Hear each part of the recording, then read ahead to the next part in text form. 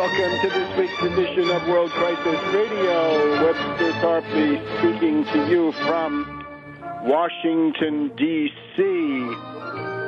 Now, the Syrian situation is developing rapidly, and the imperialist cause is taking it on the chin in quite a few of these most recent developments. The very interesting news this morning is that a top commander of the Free Syrian Army, that is to say a moderate terrorist, not an extremist terrorist, has been killed by one of the al-Qaeda extremists in this despicable combination.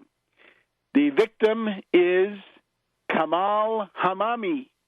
Kamal Hamami, a commander of the Free Syrian Army, again, allegedly a moderate, not the extreme wing, has been assassinated by the al-Qaeda groupings. Now, this Kamal Hamami is also known under the name of Abu Basir al-Ladkhani.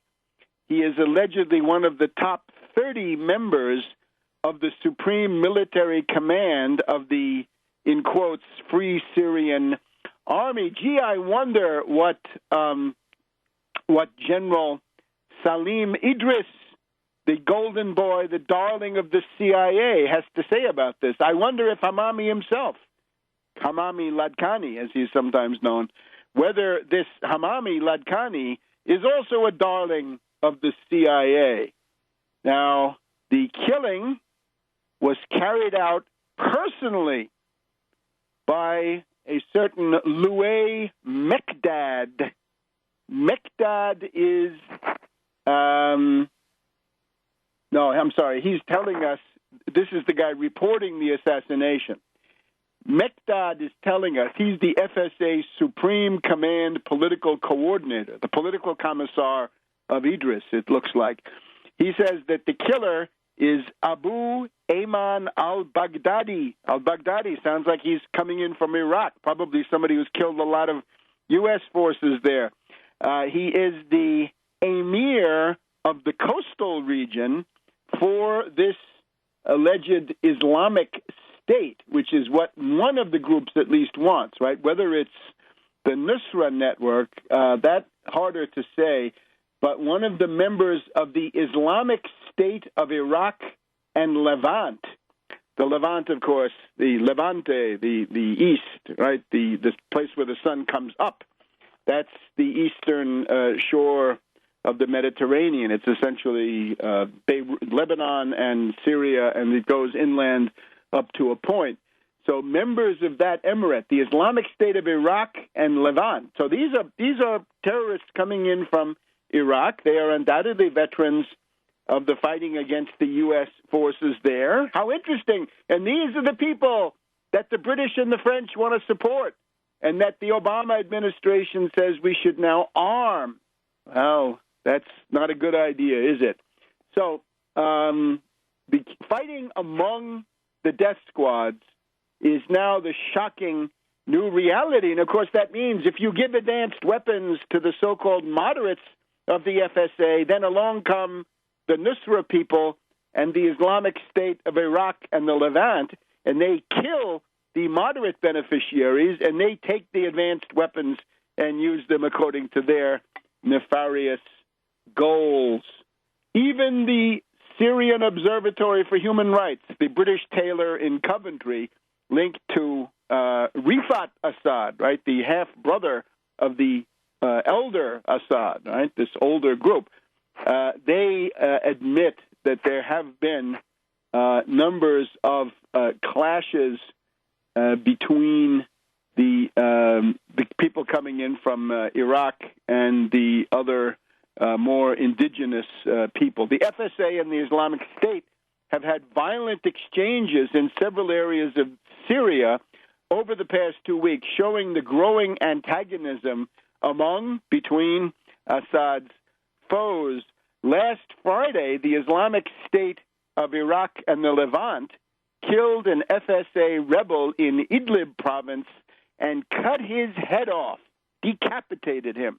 And there have been attacks in many provinces, says this tailor, Rami Abdel Rahman, right, paid by Rifat Assad, as far as published reports have alleged.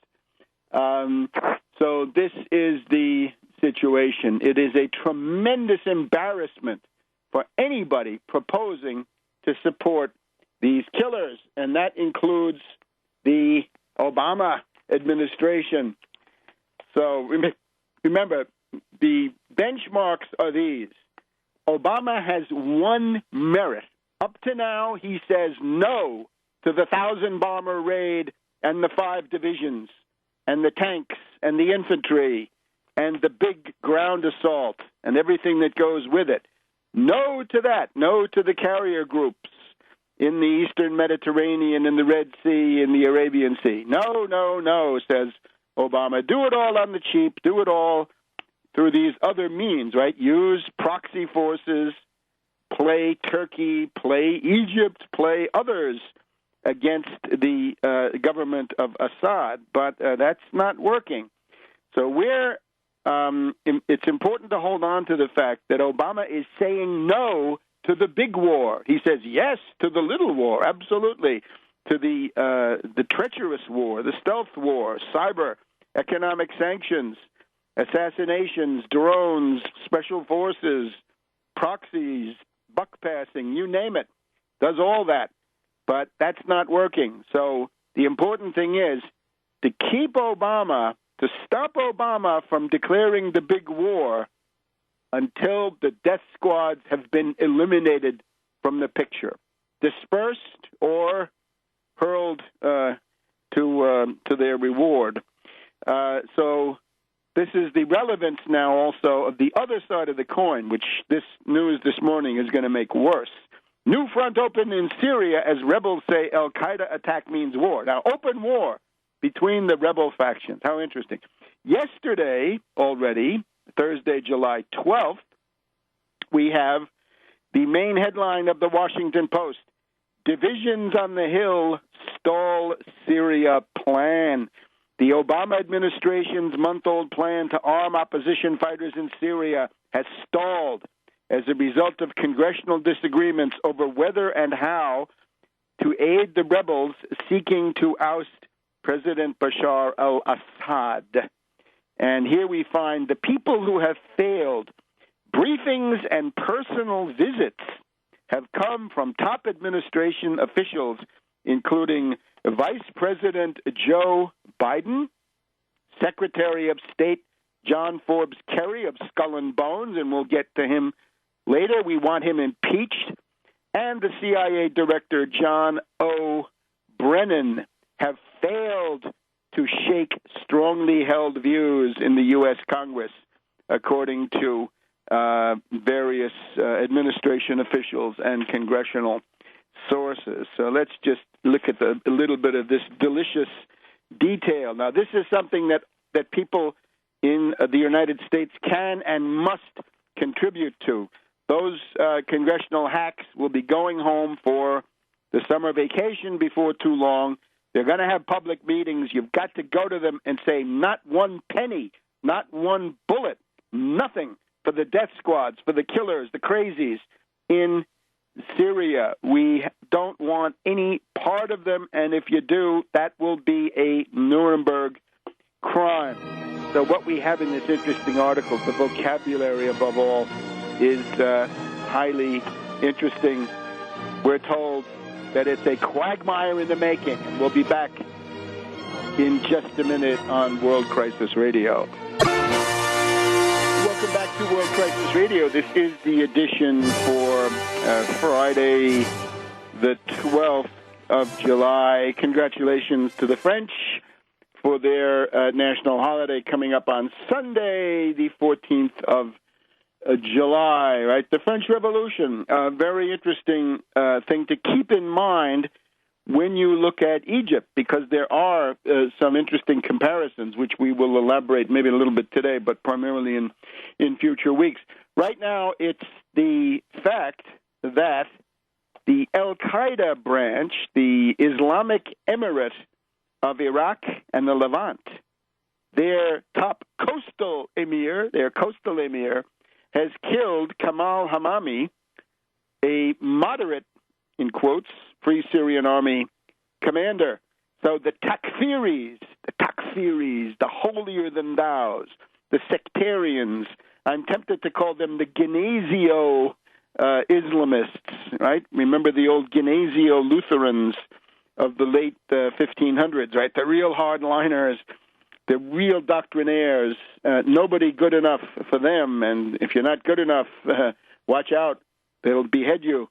So this Kamal Hamami is dead, and this means open war between the moderate FSA of Idris and the Al-Qaeda link. Now, interesting, which way will the Nusra boys go? Which way will the Farouk brigades go? Right, the Farouk are the people who did the cannibalism of the disemboweled victim in the recent video. So all of this going on.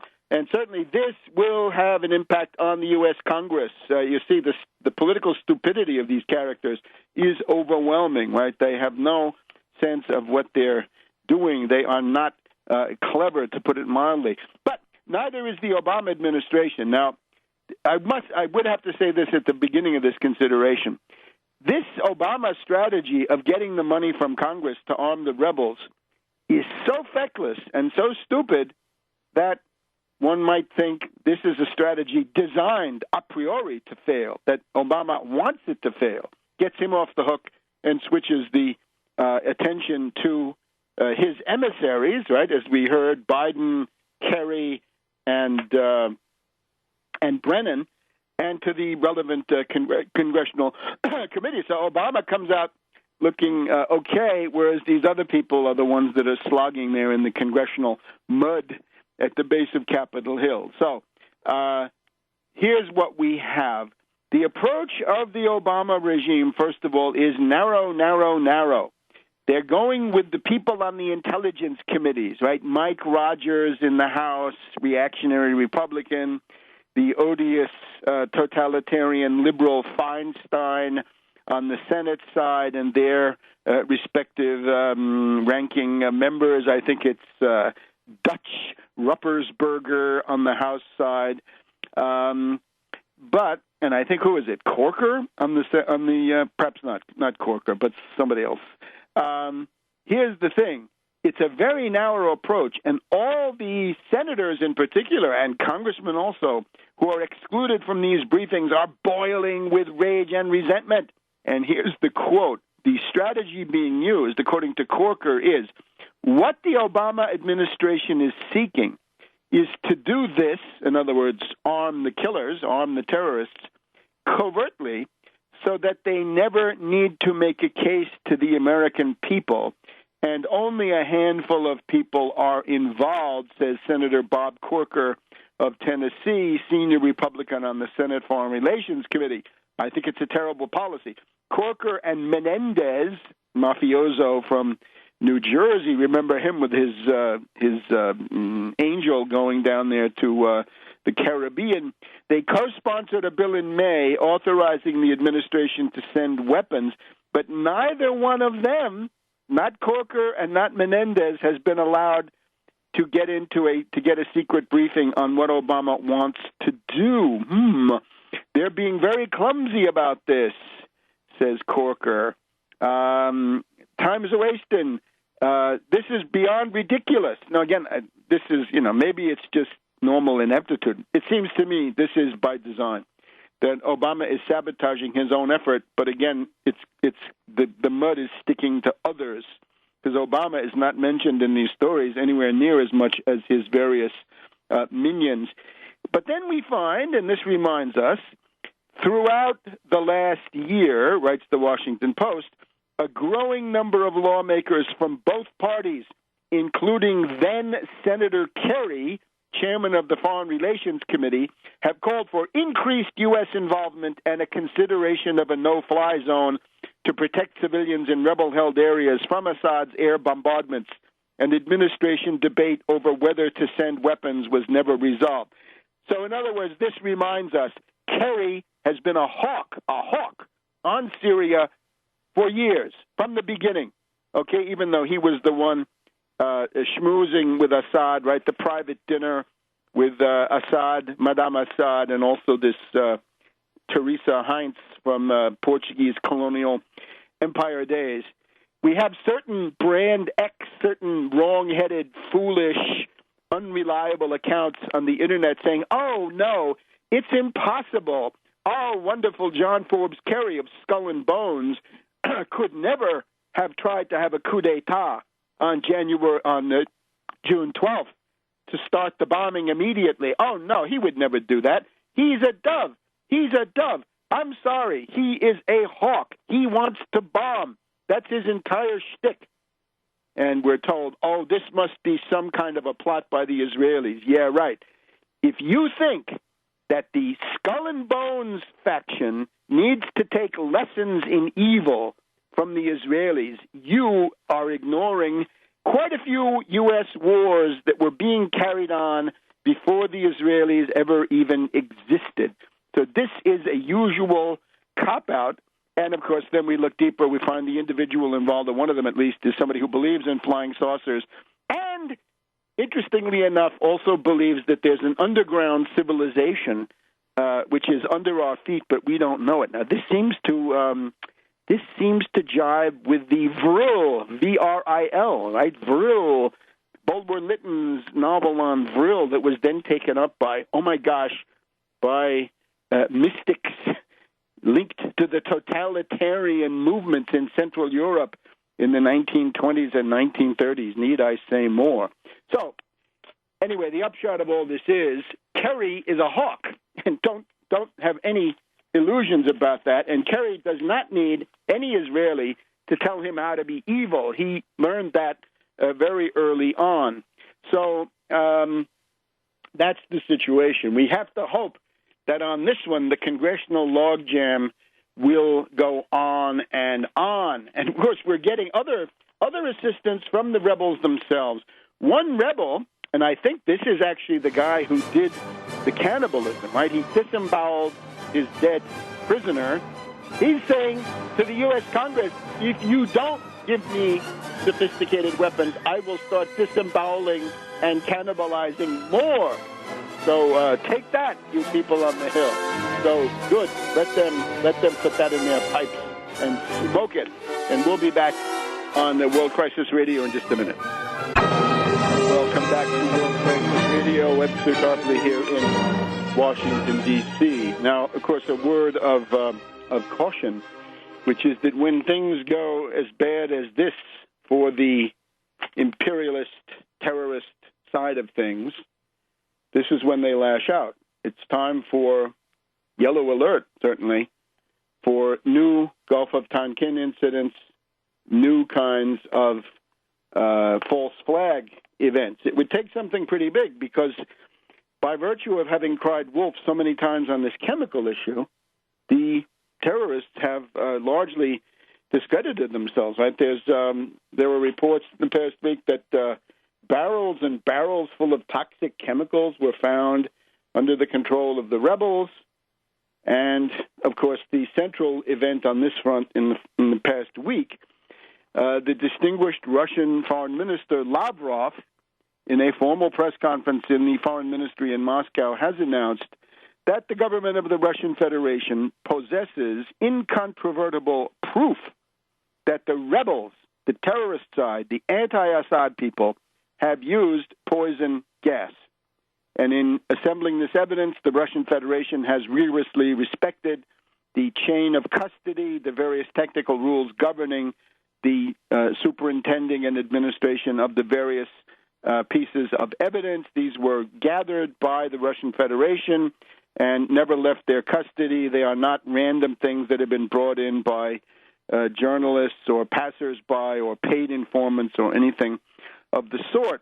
And Russia says that they have transmitted this proof, convincing, incontrovertible evidence, to Ban Ki-moon and others at the UN Secretariat, the UN Security Council, and others at the UN.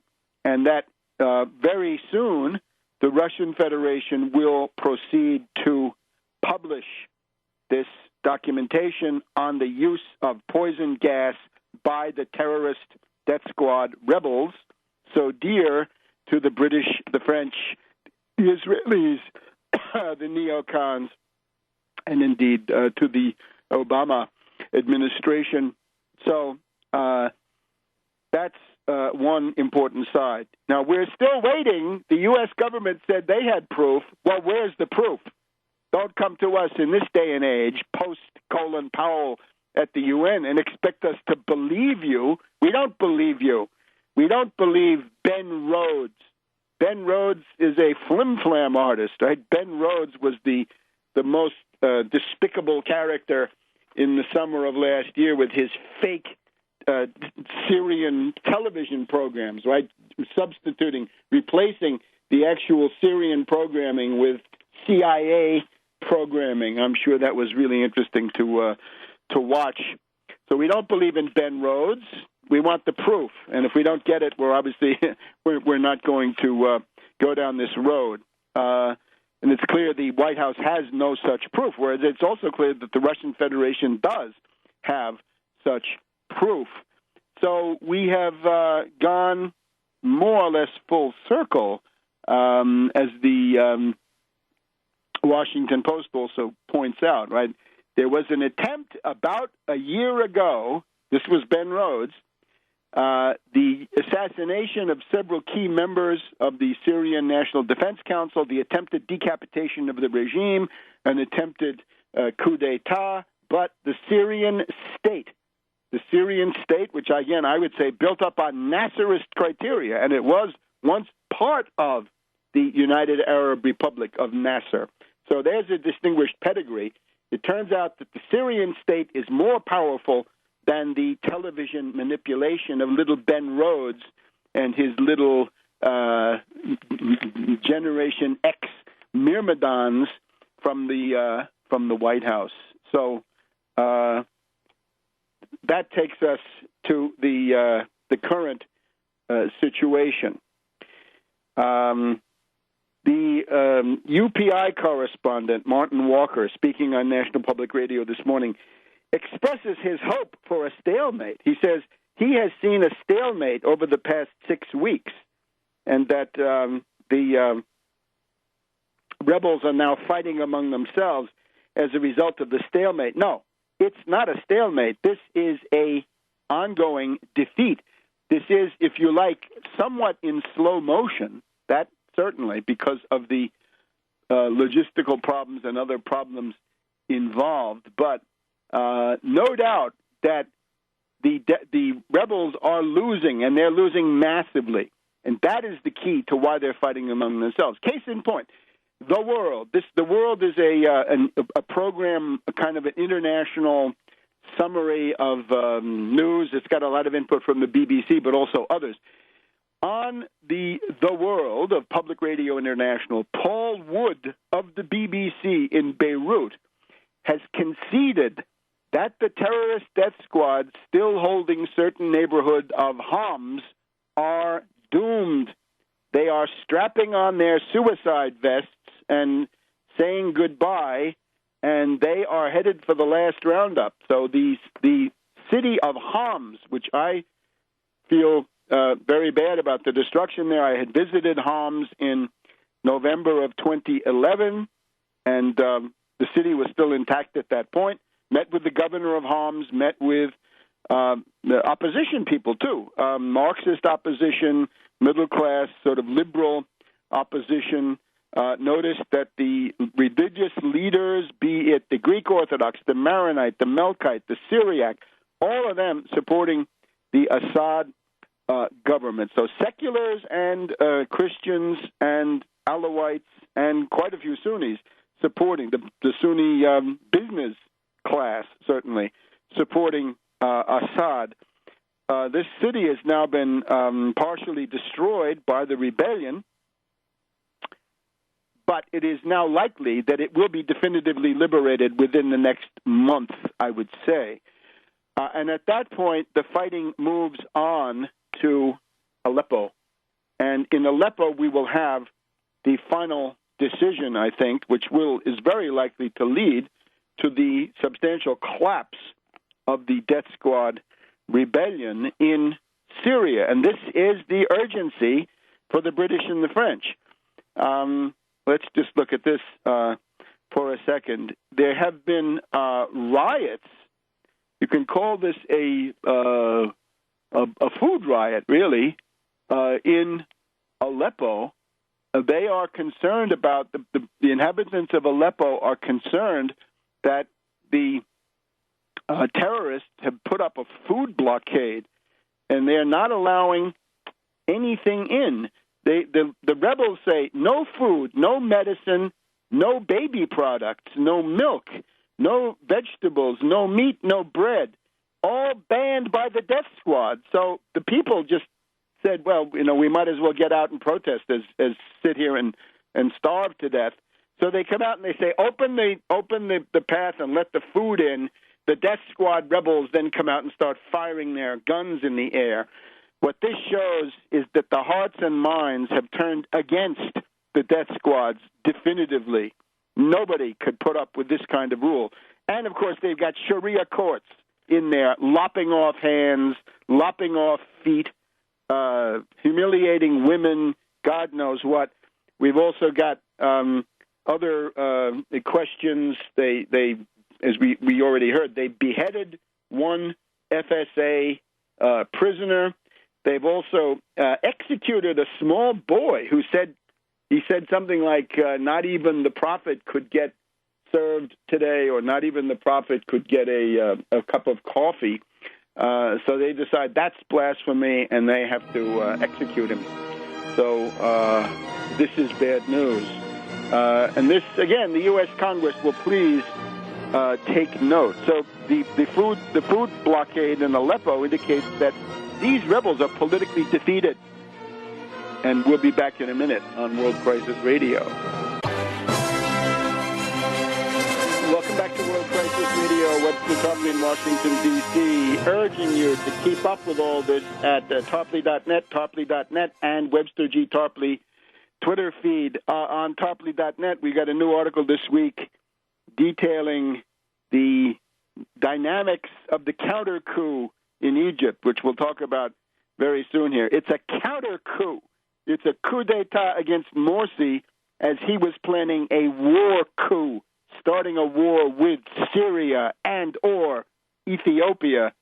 And to avoid a catastrophic foreign war, there've got to be some pretty decent people in the Egyptian army who step forward, or in the top administration, or both. I'm guessing Nasserists to come forward and oust this foreign puppet, Morsi, who was obviously schmoozing with Ann Patterson, the U.S. ambassador, and we'll get to that stuff in just a minute. So keep up with Tarpley.net and the Webster G. Tarpley Twitter feed. Lots and lots of stuff in the past, more things than I can cover, even in these broadcasts. So if you're not getting Webster G. Tarpley Twitter feed, you're selling yourself short, quite frankly. So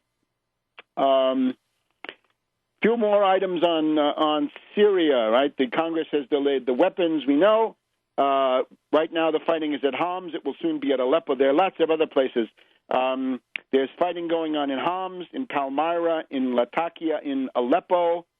And the rebels are fighting among themselves in larger battles, not just this assassination, in Raqqa, in northeast Syria, and in Idlib near the Turkish border. Maybe the fighting will spill over into Turkey and teach Erdogan another lesson. Don't let terrorists come into your country, or they will carry on terrorism, because that is their nature. The rebels are so weak, they're screaming they want a no-fly zone, no-fly zone. That's what Kerry tried to give them.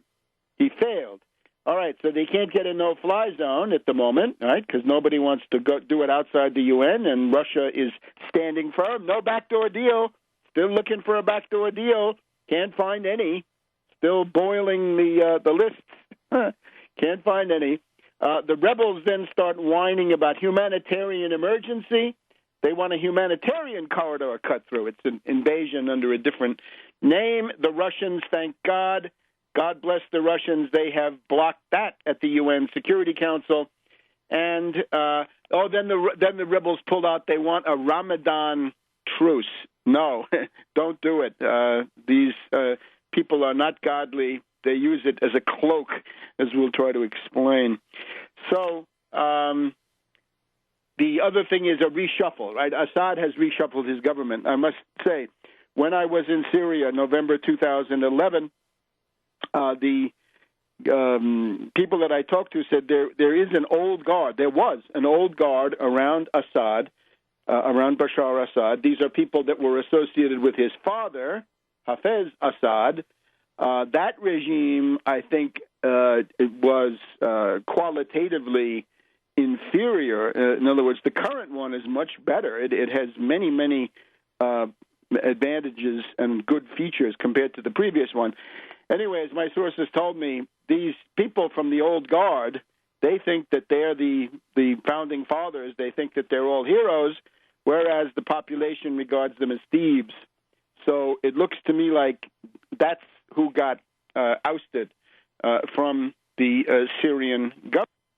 On the whole, is probably a step in the right direction.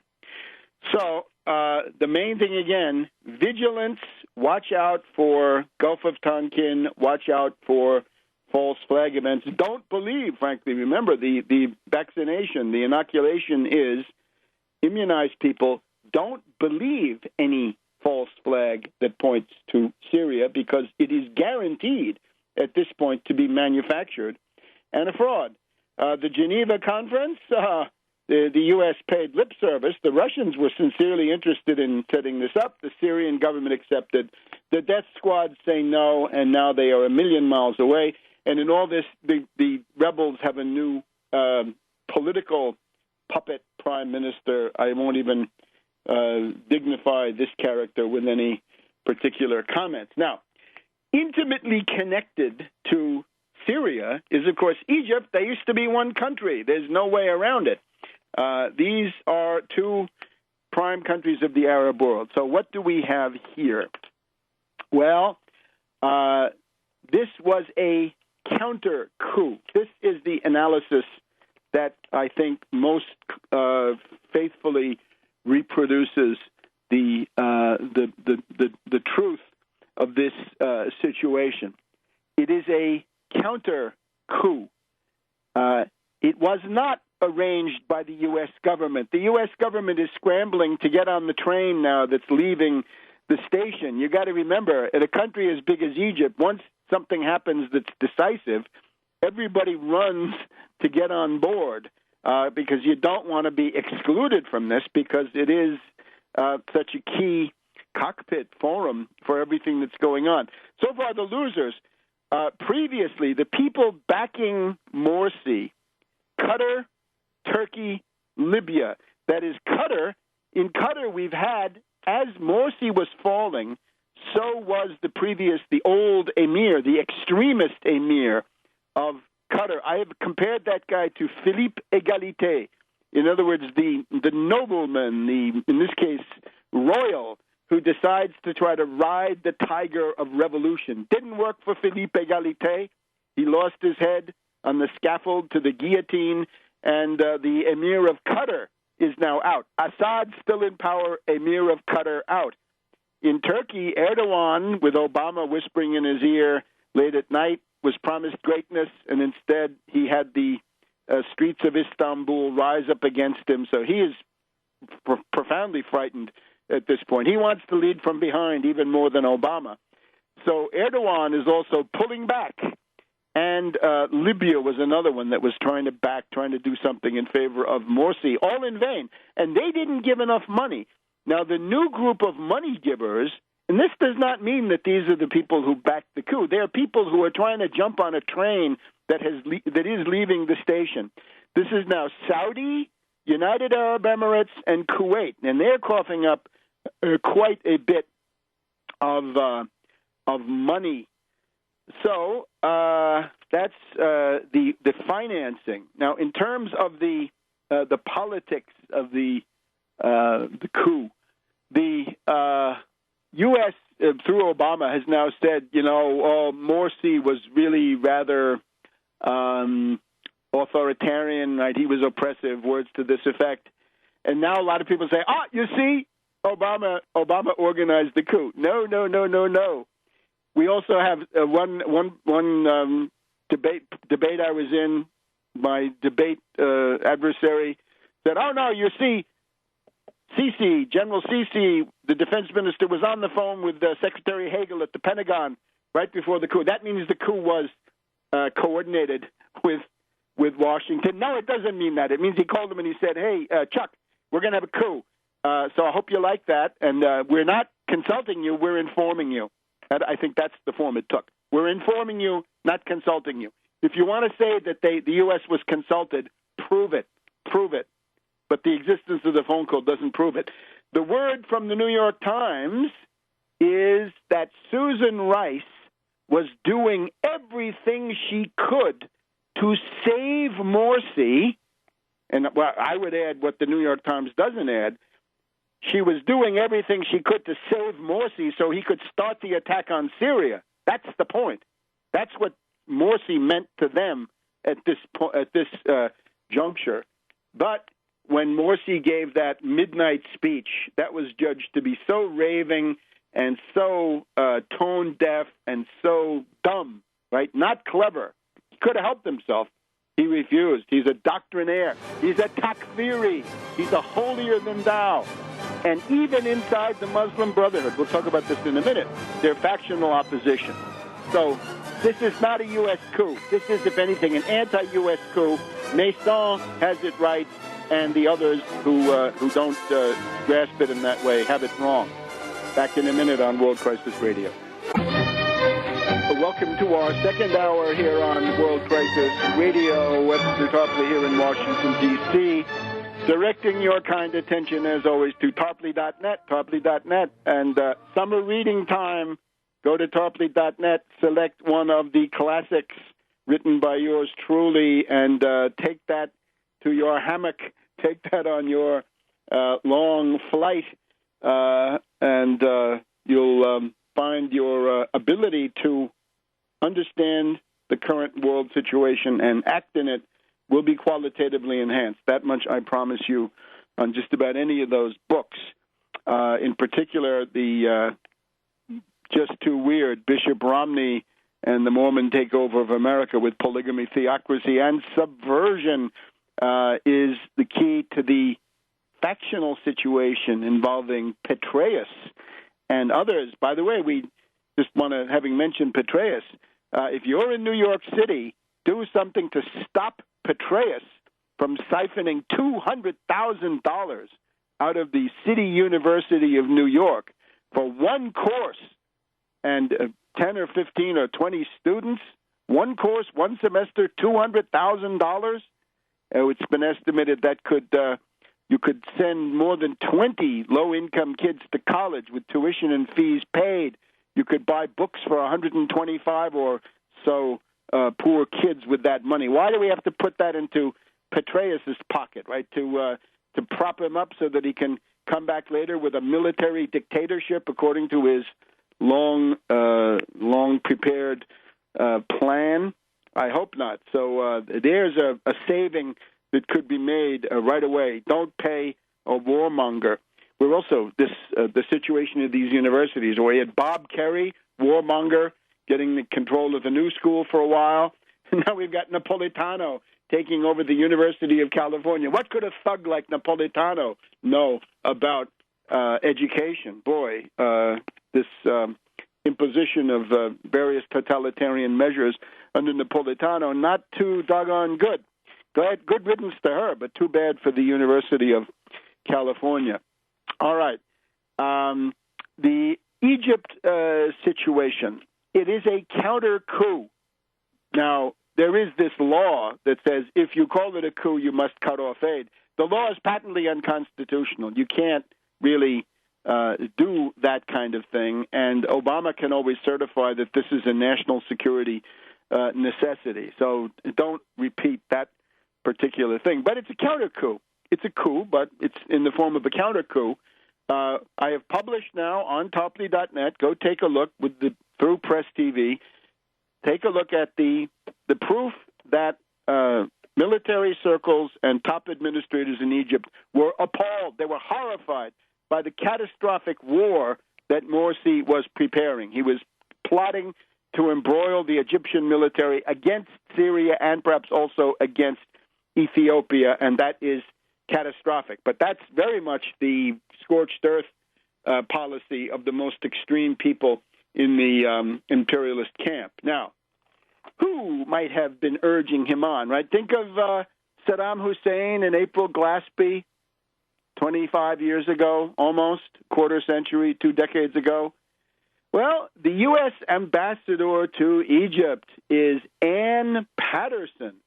And Ann Patterson is hated in Egypt because of her constant interference in sovereign affairs of Egypt. But she is Morsi's number one backer.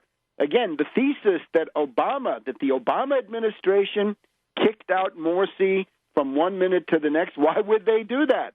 That's not the point. They wanted to use him to destroy Egypt, destroy Ethiopia, destroy Syria, and then take it from there.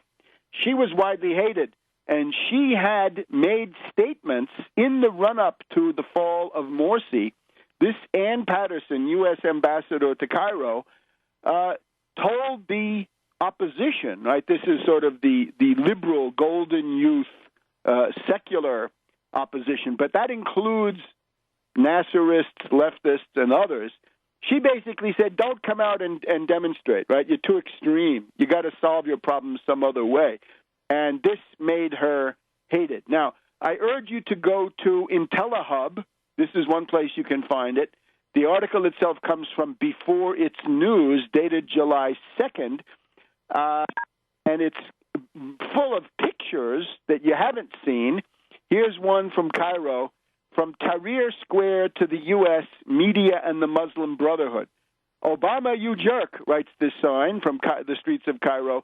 Muslim Brotherhood is killing the Egyptians, so how come they can guarantee you the security of Israel? Hey, Obama, your deal with the Muslim Brotherhood is unsuccessful.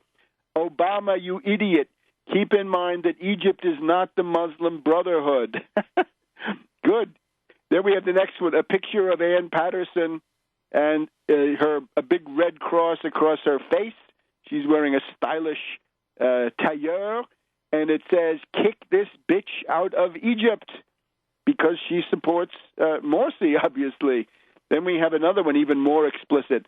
Obama and Patterson, with pictures of both. Obama and Ann Patterson, U.S. ambassador. Obama and Patterson support terrorism in Egypt. Now, that means Morsi. If you were watching Paula Sleer of RT, she tried to bootleg this in. Paula Sleer was arguing that the coup was organized by the U.S. Yeah, sure. The U.S. is the fountain of all evil. I guess it is. But in this case, it's not. In this case, it is an indigenous coup coming from the army and the administration to save the nation from Morsi and, above all, from his lunatic foreign adventure. So Obama and Patterson support terrorism in Egypt. Here's another guy on Twitter says, ever notice the striking similarity between the Obama campaign logo 2008 and the logo for the Salafi al-Nur party? If you want to see these pictures, go to Webster G. Tarpley Twitter feed, go down to, a couple of days ago, and you'll see them. And now there are just a couple more. Here's another good one. Obama, your bitch is our dictator. That means Morsi. Here's another one. Obama supports terrorism. This is the podium of a big outdoor demo. And then they got a mug of Morsi with a big yellow cross over his face. And here's another one. Obama supports terrorism with a big central Cairo building that you've seen on TV in the background. So you get it? The Cairo street says Obama supported Morsi. That they know that Susan Rice, thanks to the New York Times, was negotiating to save Morsi up to the 11th hour and the 12th hour when he made that lunatic midnight speech that he would not give up and he wouldn't compromise and he wouldn't back down and all the rest of this stuff. So I'm afraid that people who claim that this is all done by the U.S., and we mentioned some of them last week. We don't need to go through this again. They have got it wrong. Now then, there's also the question of the Muslim Brotherhood itself. Was his support compact? We saw that the Noor party, the Salafis, meaning paid for by Saudi Arabia and getting more money from Saudi Arabia than Morsi was getting from Qatar, turns out, in retrospect. The Noor party turned against him at the key moment. How about his own Ikhwan, his own Muslim Brotherhood? The Ikhwan was split because some of them said, look, Morsi is going too far too fast. His total power grab is going to cause a backlash, a boomerang effect. Tell him to slow down. Right? Morsi is too extreme, say some of them.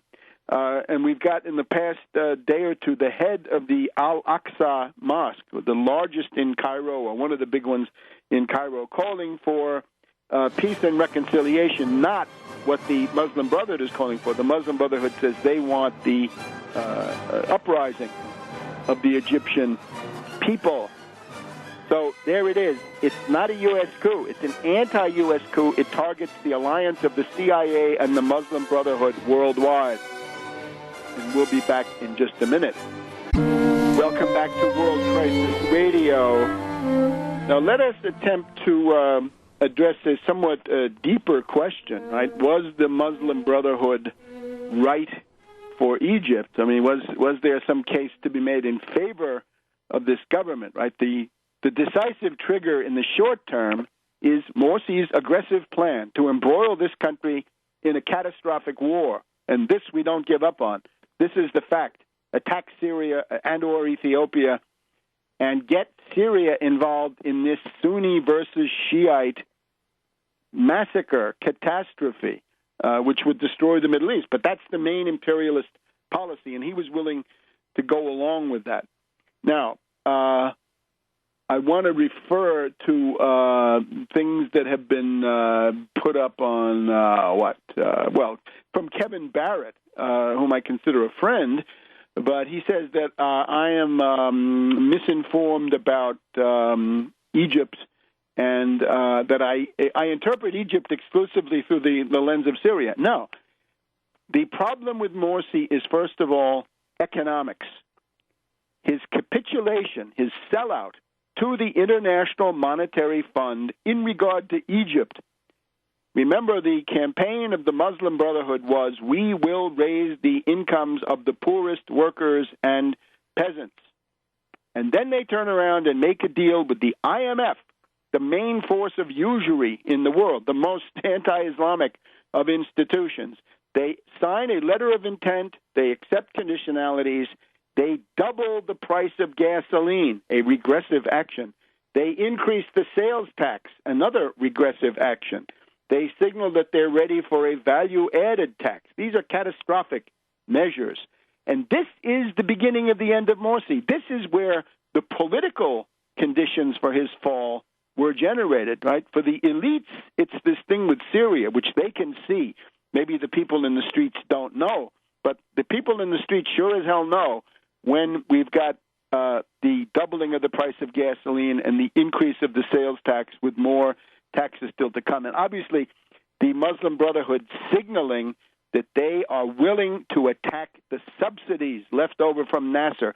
These subsidies are the heart of the economy, right? Egypt obviously needs about 20 million acres of new productive land, which would be irrigated. They do have the water. It's called the Nile. There's the White Nile and the Blue Nile, and no matter what Ethiopia does, there's going to be plenty of water in Lake Nasser and plenty of ways to develop that extra grain production. One of the main goals for this country is to make it self-sufficient in grain. Right now, Egypt is the biggest international grain buyer, and this is a tremendous vulnerability because it's the U.S. that controls the grain spigot, and this is not good. And it's used for blackmail purposes. So that's where Morsi got himself into trouble. The other thing, of course, is that Morsi's, his authoritarian tendencies, his desire to grab all power, these were only too obvious. As he went along, he put out these decrees back in November, December was the main one, saying, I'm above the law. My actions cannot be reviewed by the Supreme Court.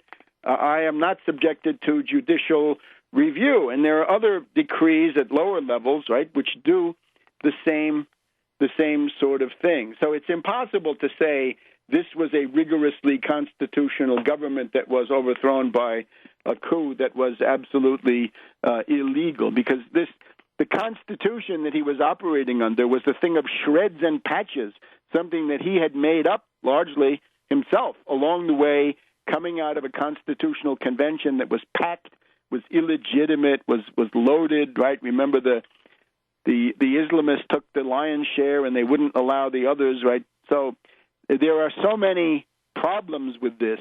It's not clear-cut at all. But let's even go to the deeper level.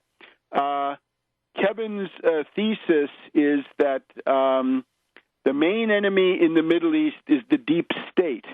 And the deep state is the same all over, but people in the Middle East want to get rid of the deep state, and they want an Islamic society. Well, let's look at this. He says, don't pay any attention to the secularists. Well, there are secularists, right?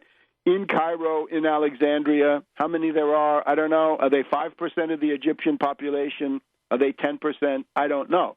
But there are secularists, right? And they're going to be important people. There are also Copts. There are 10% of the Egyptian population who are Copts. So you might get up to 20, 25% who somehow won't identify themselves in a strict Islamic government. He also adds that majorities in Egypt and across the Islamic world want strict application of Sharia. Now, that I would have to examine in quite a bit of detail to understand what version are you talking about, because there are quite a few different Sharias, right? There's the Taliban version, there's the Saudi Wahhabite version, there's the Saudi Salafist version. There are any number, and Turkey and Syria don't have this, and they have done well without it. And I'm not at all sure whether this is the answer in a country as diverse already as Egypt. And then if you look at someplace like Syria, which is even more diverse, there you're going to find some problems. And above all, is it the Sunni version or the Shiite version? Because in Egypt, the Shiites are maybe 1% to 2% as far as I can see, but again, they would then line up with these other groups. Are all of them going to be disenfranchised? But let's look even further at the deep state. Well, the deep state in the Arab world means, in many cases, something quite different. If we look at Saudi Arabia, you tell me what the deep state in Saudi Arabia is. It's the royal family. You look at the Gulf, look at Qatar, look at Kuwait, look at the United Arab Emirates, look at Oman, and so forth. The deep state there is an absolute monarchy. So don't tell me that the deep state is the same all over the world. This extends to Morocco. This extends to Jordan. The deep state is an absolute monarchy. If we then look at Syria today, Libya under Gaddafi, and other places like this, what you find is a Nasserist authoritarian government, which is ultimately military. Mubarak is more or less the same thing. These governments have fallen way short of the original goals of Nasserism, but a large part of that is that they've been under such constant imperialist attack. The imperialists have left no doubt when the British and the U.S. supported the Muslim Brotherhood in Egypt in the 1950s against Nasser, they are telling you what their strategic choices are. Nasser seized the Suez Canal, built the Aswan High Dam. The British and the French and the U.S. say, well, we're going with the Muslim Brotherhood against that kind of policy. And this has not changed. This is going on until now. Back in a minute on World Crisis Radio. Welcome back to World Crisis Radio with Webster Tarpley here in Washington, D.C. The counter-coup in Egypt by, I'm guessing, Nasserist elements in the army joined by Nasserist elements in the administration. Now, what has happened since then, we have, obviously, we got problems. We've got this new president, right, Mansour, and he has brought in the new prime minister, who is a puppet of the IMF. He's a neoliberal. And then we've got al-Baradei as vice president, and he's also a neoliberal puppet of the International Monetary Fund. So these people have to go. It's just that easy. But think about the French Revolution. What you see is a process of radicalization where one group is replaced by another group. For example, the Girondins are overtaken. It turns out, they're, at the beginning they're quite radical, but then they're not radical enough. And then the Jacobins come forward, and they are more radical, and they go further. And then the extreme mountain, right, the Robespierre faction, takes over from the larger Jacobins. You get the idea. In other words, it's a series of leadership groups, and one is pushed aside by another one, which is more and more radical, until you reach Thermidor. Now, I don't want to mix this metaphor too much, but there is no one-to-one mechanistic comparison here. But what we might have just had is Thermidor, or maybe let's say we're headed towards Thermidor, I hope. Thermidor, of course, is the moment where Robespierre is kicked out, right, and liquidated.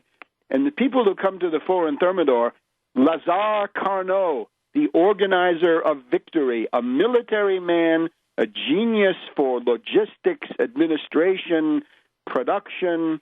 He declares the levée en masse, that everybody should mobilize for the survival of the motherland and the revolution. Moments like this, I think, are likely to be in the offing. What counts now, everything depends on the subjective factors. And what we've got to have are nationalist forces. I pointed to Hamdin Sabahi. There are other Nasserists. What you've got to do is organize with a program, because the Golden Youth in the streets, they have no program. The Muslim Brotherhood's program is to capitulate to the International Monetary Fund. They're joined in that by al-Baradei and this other guy who's now the prime minister. So we've got to have a program of how to live without the IMF. The guy's name is Bab Lamia and El Baradei, right? The two IMF guys. So you got to push them aside, because here's the big issue now. This is obviously going to be a defensive battle to begin with. The subsidies. This week, National Public Radio, I've heard it twice myself, they're doing a campaign that the food subsidies in Egypt are unsustainable. The news broadcast this week said, those bread subsidies, which are unsustainable. That was the news broadcast. That was not some guy editorializing. And today, Martin Walker of the UPI on the Diane Rehm Weekly Review, the food subsidies are unsustainable. No, they're not. At least Martin Walker, however, said, look, in order to save the Egyptian economy, you got to get rid of the food subsidies. He's crazy. But he said nobody is going to dare to do that until some election, because anybody who does it will be dead in the water politically. Yes, that's exactly what Morsi did. Morsi declared war on the subsidies, and he was junked. He was gotten rid of. So don't do it. What we need is an aggressive populist, and I think it's Hamdin Sabahi, coming forward to say, no, we're going to defend those subsidies. In some cases, we're going to increase them, and we're going to have the Tahrir tax. Let's have the fat cats with more than $7 million pay a one-time 10% levy, so they give back what they gouged under the days of Mubarak. Now, a couple of comparisons. The Muslim Brotherhood called themselves Muslim. I've tried to argue that's not what they are. They're the rich. They're rich businessmen, doctors, lawyers, editors, professors. They're the 1% or the 2% of the society.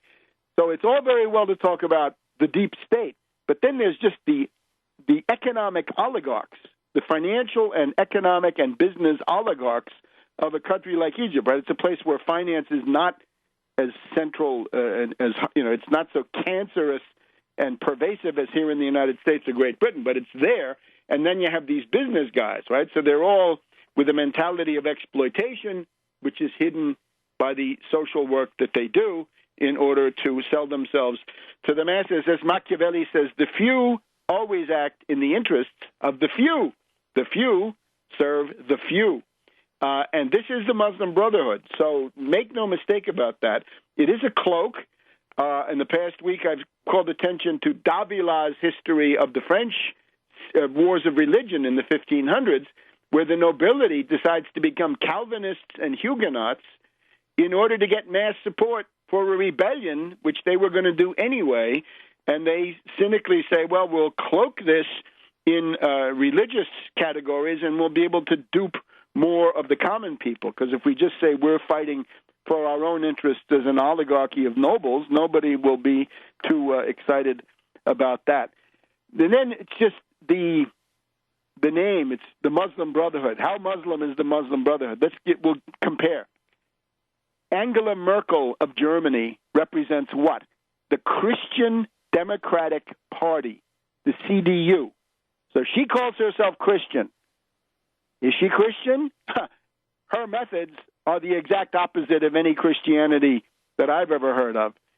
Glorifying the rich, crushing the poor, crushing these countries, the smaller countries of southern Europe as much as she can, glorifying usury and the rich and the bankers and everything else, right? She'd have to call herself, the atheist union, or, and then she's got the Christian Social Union of Bavaria, right? It would have to be the Christian antisocial or sociopaths union of Bavaria. So you get the idea. Just calling yourself something doesn't mean that you're it. And if you call yourself the Muslim Brotherhood and then you bring in the International Monetary Fund, I'm sorry, that is fraud. And you've got to be able to call a fraud when you see it. The other thing is the desire to mix religion and political power in the first place. Look at Dante. Dante tells you that certainly the genius of Western civilization is that the Pope is one person, the king is a different person, or the duke or the emperor. They are different, and they fight. That is the basis of separation of powers, the opening of the mind, because there are these two authorities. One is temporal, one is spiritual. They don't agree. And that's, on the whole, a very good thing. If we look at the Roman Catholic Church, the best thing that ever happened to them was that they don't have the papal states. Up until 1870, they controlled a considerable swath of central Italy. Their administration was horrendous. They used a branch of the mafia, the Sanfedisti, which was the mafia. As we go up the boot, right, from the Sicilian mafia to the Calabrian and 'Ndrangheta to the Neapolitan Camorra. By the time you get to Rome and slightly above to Bologna, those are the Sanfedisti. And it was a mafia that was the basis of the papal administration. Nothing could be worse. So even though you couldn't tell it to the Vatican for the best part of 100 years, the best thing that happened to them was to lose the temporal power over those papal states. They've done much better since then, and you can imagine the embarrassment of Bergoglio if he had to rule over such a congeries today. So for all of these reasons, I'm afraid the case for the Muslim Brotherhood will not hold water. And we'll be back in a minute on World Crisis Radio. Welcome back to World Crisis Radio. It's already our last segment. Got to get in some important themes. Concerning the fight against U.S. domestic austerity, which remains the principal thrust of agitation, there was an attempt this week in the House to separate the food stamp budget, SNAP, from the Farm Bill. This is a reactionary trick. Don't let it happen. In order to do the log rolling in the proper way, the food stamp budget must be joined with the farm subsidy budget. In other words, we want two things: the full funding, generous funding of the food stamp budget, more than what we have today, plus parity prices for farmers. Don't separate them. Anybody proposing such a separation is a reactionary Republican proposing to dump the poor. But the contempt, the genocidal animus of the Republicans against low-income people who who rely on food stamps and WIC and other Head Start and other programs, this could not be more clear, right? In the case of Head Start, out of this program, it's about a $500 million cut in the availability of it. So this is absolutely destructive. Concerning student loans, the Congress has failed to do anything, and we are holding fast on the original Elizabeth Warren proposal. Whatever she says now about, stopgap measures or temporizing, we want the full 0.75% student loans paid for by the Federal Reserve. That Federal Reserve pays feature is absolutely critical. Don't give that up under any circumstances. So this issue is going to remain in the public eye. There's also the question of immigration. We'll deal with this in coming programs. Remember, July 1st, the student loan rate doubled. October 1st is the new fiscal year. If we don't have a budget, there will be government shutdowns and more killer cuts, more genocidal austerity brought on by these Tea Party fanatics with some collusion, of course, from the Wall Street Democrats. And then beyond that, the debt ceiling. And there must be no giving in on the debt ceiling. The 14th Amendment, we fought the Civil War. The debt at Gettysburg died so that we could have the 14th Amendment. You're not allowed to go bankrupt. The public debt of the United States shall not be questioned. We can't have anti-state actors, subversives, anarchists, lunatics coming in and trying to destroy the form of government that we've chosen because of their personal heteronomy or their status as sociopaths. Concerning Walmart in the District of Columbia, I would applaud the City Council of the District of Columbia for forcing a living wage of some sort, a $12.50 an hour living wage on Walmart. I would have recommended to them that they let Walmart build their stores, open them up, operate them for a few months, and then go with the living wage. This is probably not very clever to do this in advance because, of course, at this point, Walmart says, we'll pick up our dollies and go home, right? We're going to freeze you out. The Walmart low-wage model is killing the United States. The United States is historically a high-wage country. That is the essence of the U.S. economic success story. High wages and, fought for, to be sure, not given away, but eventually obtained. That was the reality over many, many decades and centuries. If you go to the Confederate model, right, this is a small discount chain from the Ozarks that has grown like a cancer. The Confederate model, of course, is low wage. Low wage is a loser. With low wage, the Chinese eat you alive, and others will eat you. The Vietnamese will eat you alive, and so on down the line. And the union busting that goes with it. So I would say to Walmart, we don't want you. We don't want what you call economic development. And if Vincent Gray, the mayor of the District of Columbia, goes for that, that's really unfortunate. Now, let's try to do as much as we can with Bradley Manning, with Assange, and with Snowden. I would call special attention to the argument made by the Bradley Manning defense at Fort Meade, Maryland, this past week. The defense argues for Bradley Manning. His lawyers say that what Bradley Manning released was not new. There was nothing new. It was all available in open source, public domain sources. Yes, that's exactly what I've been arguing, that the limited hangout artists, and that includes this unfortunate guy who should be released, right? I agree with him. It's precisely true. He didn't reveal anything new, so let him go. Let him out of there. Give him his freedom. This is crazy. But the fact is, before you make Assange the hero of your life, listen to that defense team saying there's nothing new here. It's all from open sources. It was all in the public domain before he brought it forward. We're also reminded that echelon, right, the thing that the Europeans are screaming about, right, the echelon of U.S., U.K., Canada, Australia, New Zealand, the Anglo-Saxon conspiracy. Echelon was known in 1998, 1999 under Clinton, and there were debates, hearings in the European Parliament about how Europe was being spied on by the Anglo-Saxons. Okay, now we've got the meeting of Amnesty and Human Rights Watch at the Moscow airport with Snowden. And we've got Snowden apparently now asking for diplomatic asylum, for humanitarian asylum in the Russian Federation. But watch out. Putin had wisely laid down his sort of anti-provocateur rules, saying, look, you can stay, but you got to stop being a provocateur. You got to stop causing trouble for the Russian Federation and the bilateral ties to the United States. Snowden thinks that he's very smart. Snowden's argument is, I don't do any harm. I've never done any harm.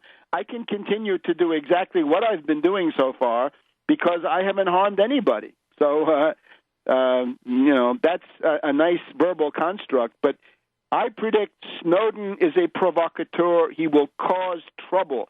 Snowden will try to cause trouble between the United States and the Russian Federation because that's his job. He is a provocateur. It's also interesting that at this press conference or the meeting that was attended by these human rights characters in Moscow, Russia Today was not invited. So after all of the airtime and the adulation that Russia Today devoted to Snowden, his ingratitude was no special treatment for you. We're not letting you into this meeting. We're not giving you anything special. The other thing about this is, from the Russia Today point of view, if you're going to accredit the Human Rights Watch and Amnesty International of Moscow, those are anti-Putin forces that you're building up.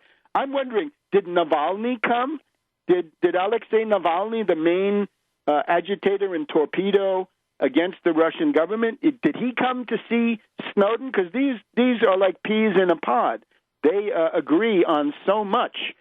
And the problem with Russia Today is that so many of the people they put on there hate Russia. I'm sure Snowden ultimately hates Russia, and he will be acting that out. And we will see that as time goes on. Oh, and today they had Dave Lindorf, who is now one of the main pro-Snowden activists. He wants to fight back against anybody who doesn't want to be a groupie and a camp follower for Snowden. So this is the status. We're also interested in Sarah Harrison, Assange's girlfriend, a British citizen who has been sent in, it looks like, as a controller, as a minder for Snowden. Remember, Snowden's father, Lonnie Snowden, complained that Assange will not let him talk to his son, and that Glenn Greenwald said that statements that had been put out attributed to Snowden were actually written by Assange. So there's a whole nest of intrigue, lies, deception in this area. Babbage on Russia Today, interesting analysis. He says, look, what Putin is asking from Snowden is what the French asked from Khomeini. When Khomeini was in exile in France in the 1970s, Giscard d'Estaing and people like this said, look, you can come, but you can't agitate. Of course, he did. I think the Russians are going to be more demanding. So remember also that everything that Snowden has submitted has been screened by The Guardian and The Washington Post. So you're not out of the hands of the controlled corporate media with Snowden. You're very much in their hands.